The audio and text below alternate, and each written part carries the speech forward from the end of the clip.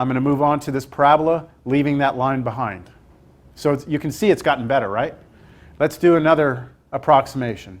So now, if you look here, I know it's hard to see from where you're sitting, but this is now a cubic function. Is that cubic function better than the parabola was? So the parabola, I left the parabola right here. Do you see that this black function is now even better? So that's a third degree polynomial. Let me go to a fourth degree polynomial. Is that better? See how it got closer to the red one? And let me just keep going. What's happening? I'm adding more and more powers, right? Look at, I'm up to a 21st degree polynomial. But look at how darn close it is to the red function, right? And if I keep going, and going, and going, and going, I basically create the red function. So imagine this, right now I'm at a 33rd degree polynomial function. If theoretically I could keep going to infinity with a bunch of power functions, then all these black curves would basically converge to the red curve. They would become the red curve. And that's a very important theorem in mathematics called the Weierstrass approximation theorem. It's hard to say his name, it's hard to spell it. Weierstrass. And basically the theorem says, look, if you have a curve that's continuous, nice and smooth, then we can always generate a power function, a polynomial, that can approximate that curve as closely as you ever need me to approximate it. And that's very powerful, because this is exactly what your computer, your calculator has. When you type in, when we were doing f of 2 is 1.99, whatever it was, what your calculator did was it generated this polynomial function. Now, how did it generate that? That's what we're going to see. Where does this come from, right? Look, where are all these weird big old numbers coming from? We are going to get to that. But your calculator generates what's called the power series, that's what this is, creates the power series, then plugs 2 into the power series. So if you plug 2 into all of these, which we would never want to do, right? You would not want to plug 2 into all these, but the computer has no problem doing it. And so it plugs it in, and what it starts to look for is at some point, some predetermined tolerance that's programmed into the computer, it says, okay, I can stop, because as I go out further, I'm not getting any change in the answer. And so like you spit out, I don't know how many decimals you gave me, it was like 8 or 9 or 10 decimals. Your computer is programmed to stop at a certain point. And I think you can even go into the mode and you can adjust how far you want it to go out. So that's what's going on. That's what's happening. And our goal in this chapter is for you to be able to take a function and create its power series. And so you might be like, well, who cares? Why would I need to do that? The computer's doing that, right? So here's one reason why. This is a classic problem right here. The antiderivative of e to the negative x squared. If we're asked to integrate that, right, we could attack this with every method we have, and nothing's going to work. And I can't teach you a method that's going to do that. Nobody can teach you a method, all right, that can integrate that. You're pretty much stuck. And this is where Isaac Newton and Leibniz kind of had differences in their calculus. Because Leibniz, they're two fathers of calculus, Leibniz and Newton. Okay, but Newton, he knew power series. So he had power series, so he could actually figure out a way to do this, where Leibniz couldn't. So the way we do this, okay, the way we'd actually do this is we first convert this piece into its power series, which is going to be, in this case, 1 plus negative x squared plus negative x squared over 2 plus, and then it keeps on going. And I go as far as I need to go. I can stop at the first 10 terms. I can go out 1,000 terms. It doesn't matter. And then what I do is I integrate each one. And if you integrate each one, then you'll get the answer. And your answer will be a power series also. So it's very, very powerful. If we go to Wolfram Alpha, right? You love Wolfram Alpha? Do y'all love Wolfram Alpha? No, you like the other one, right?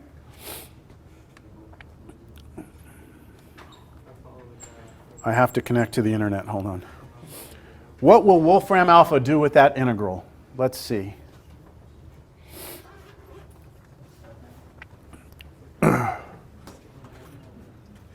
Okay, if I integrate e raised to the negative x squared. Dun, dun, dun. Here we go.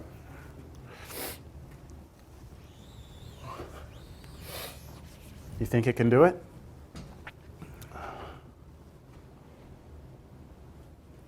It looks like it did. 1/2 square root of pi erf x. What's erf x? Oh, over here it tells us. Erf x is the error function. So Wolfram Alpha is conceding that, look, I can tell you the answer to that within a certain error. That's where the power series comes in. It's going to go to a finite place and stop.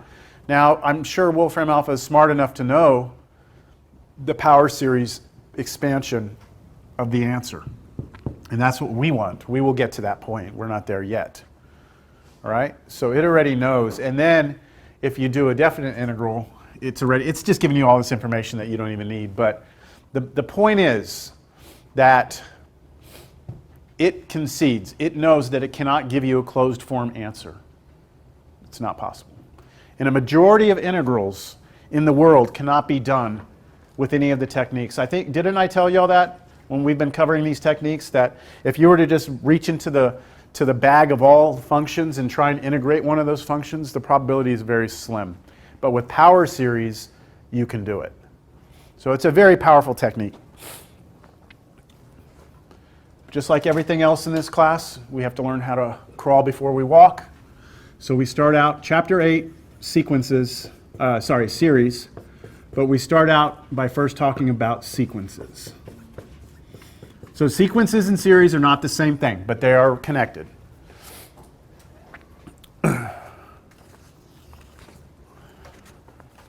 By the way, has anyone ever seen this before? I'm going to get to this, but do y'all know what this symbol means?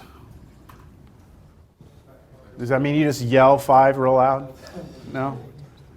That's called 5 factorial, and what it means is 5 times 4 times 3 times 2 times 1. You don't have to write the 1, but I always like to write it. Have y'all seen that notation before? It's used in probability and statistics a lot.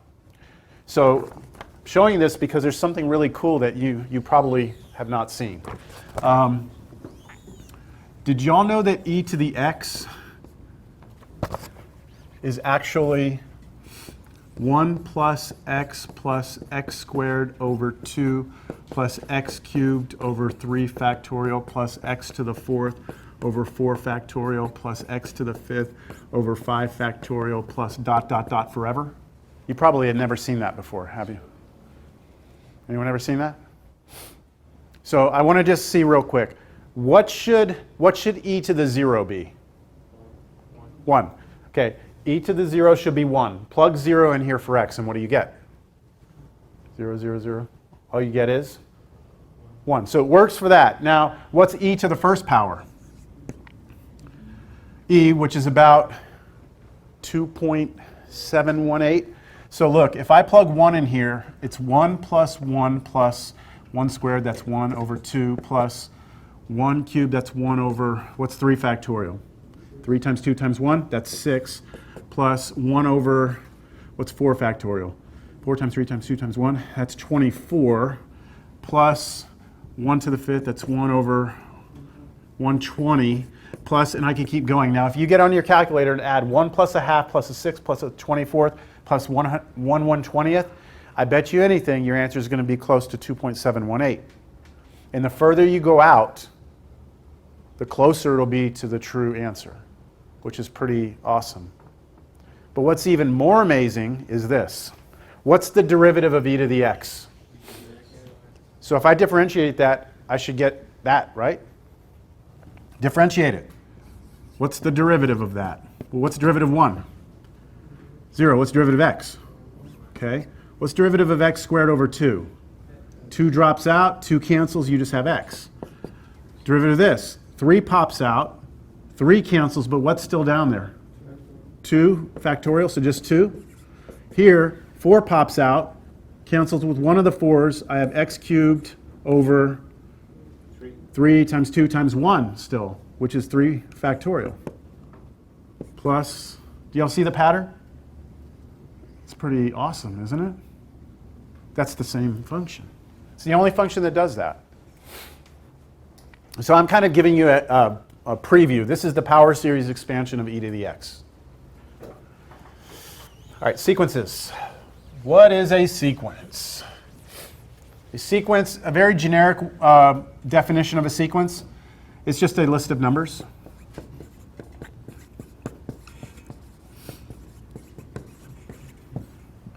So I'm gonna write out a sequence here for you. Maybe you'll recognize it, maybe you won't.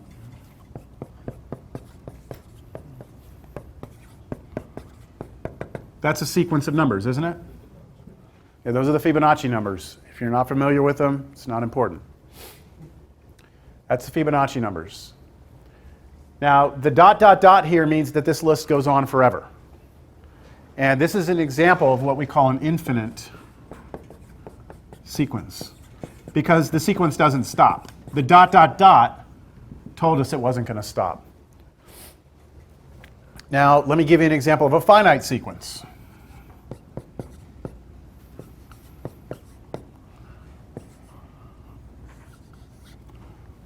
That's finite. Right? There's 5 numbers in that list.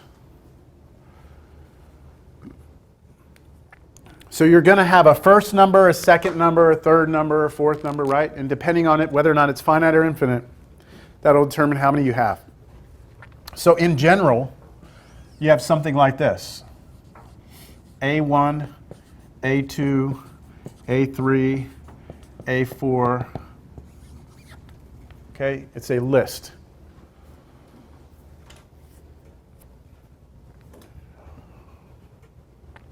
Now,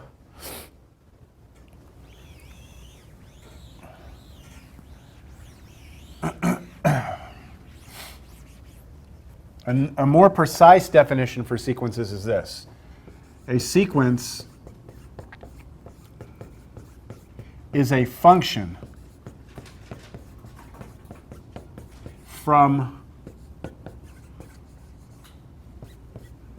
n into r. Now, have you ever seen that r before? It's the real numbers. How about that n? You know what those are?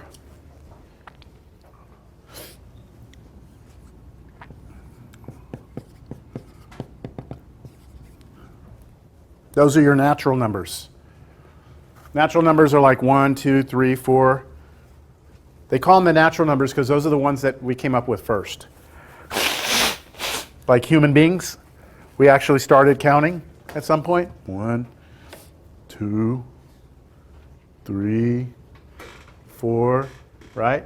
And then 0 came later. 0 was actually like mind-blowing, the concept of 0. So these were the first numbers we had.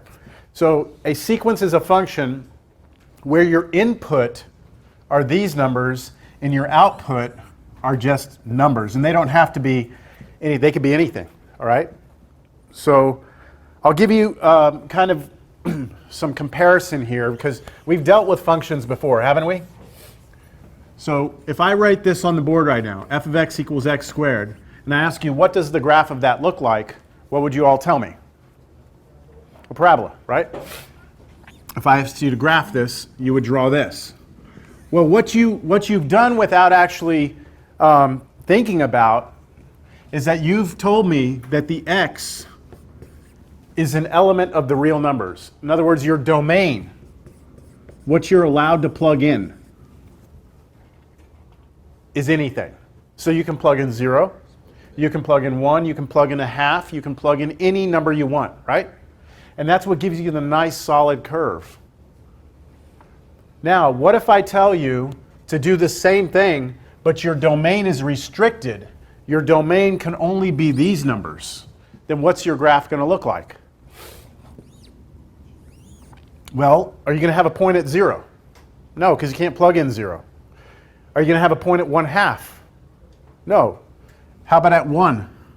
Yes, up at 1, you're going to have a dot. How about at 2? 2 squared would be 4, so you'd be up here. And then 3, you're going to have way up there 9, something like that.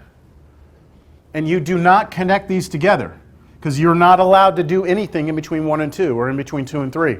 So what you get, instead of a nice smooth curve, is like a scatter plot of numbers, or of dots.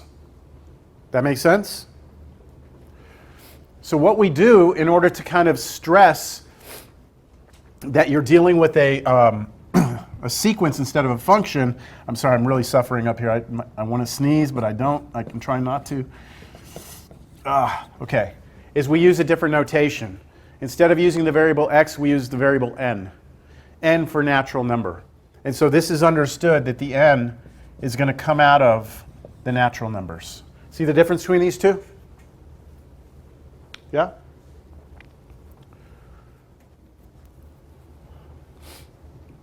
But even more than that, because that still causes confusion for some people, we just change the notation completely. And we dump this, and we write this.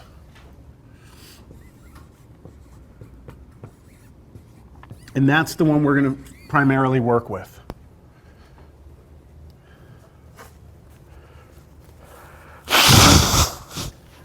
This is going to be a lovely video. I knew that looked wrong. Sorry. Thank you. Huh? No, we can't fall behind. All right, so that's the notation we're going to use. Now, how does this notation work? Instead of writing like over here, if I wanted to go f of 1 equals 1 squared, right, and f of 2 equals 4, this notation I'm just going to write a sub 1 equals 1 squared, which is 1.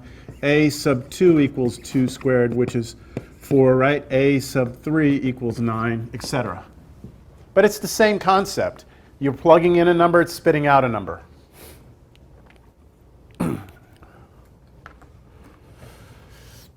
Questions on that notation?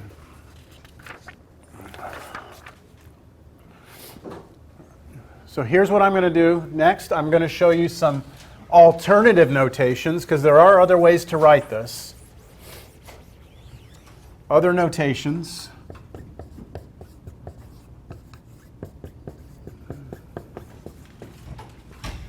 Let's start with this list first.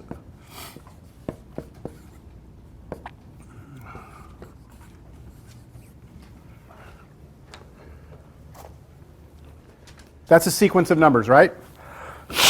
Is that finite or infinite? Finite, right? Finite sequence. What's the formula in this notation? Well, it's that, right? But there's a problem. Because if I write this down, that's going to actually generate the infinite sequence. So what I need to do is put some sort of restriction on the n. So where should I restrict my n? Less than or equal to 5? Now, it's implied that you're going to start at 1. So this would be sufficient for you to write this down. Now, if you wanted to, you could put that. This would mean n starts at 1, goes to 5. Well, what about all the decimals in there? Again, it's understood that n is an integer, that it's a natural number. Is that okay? So that's the proper notation for that sequence. Here's another notation. You can do the brace. You can do n squared. Then you can go n equals 1 to n equals 5. It's kind of like limits of integration. starting point, stopping point.